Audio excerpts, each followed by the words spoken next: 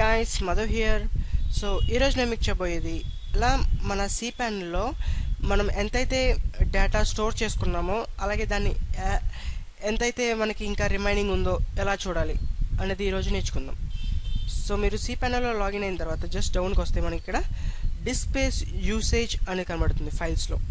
So దీన్ని click చేసిన వెంటనే మీకు ఇక్కడ ఒకటి చూపించడం జరుగుతుంది చార్ట్ లాంటిది.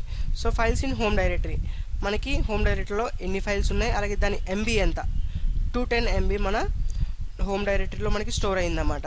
అలాగే ఇక్కడ మనం చూస్తే మెయిల్స్, సో మనకి టోటల్గా వచ్చిన మెయిల్స్ ఇంత, అలాగే దీనికి ఎంబీ తీసుకున్నది 36 MB. అలాగే మనకి పబ్లిక్ HTMLలో మనకి 347 MB స్టోర్ అయింది. అలాగే SQL డేటాబేస్లో మనకి 59 MB. సో ఇలా మనం మీరు ఎంతైతే డేటా మీ స్పేస్ యూజ్ చేస్తున్నారో ఫొటోస్ కానివ్వండి ఏమన్నా, సో ఇవన్నీ మనకి డిస్ప్లేస్ యూసేజ్లో మనకి చూపించడం జరుగుతుందన్నమాట. సో ఇలా మనం చూడడం ద్వారా ఒకవేళ మీరు ఏదైనా లిమిటెడ్ స్పేస్ పర్చేస్ చేశారనుకోండి, అంటే 5 GB వరకు పర్చేస్ చేశారనుకోండి, మీకు వన్స్ 5 GB కంప్లీట్ అయిన తర్వాత మీరు ఎక్స్ట్రా స్టోర్ చేయడం కుదరదన్నమాట.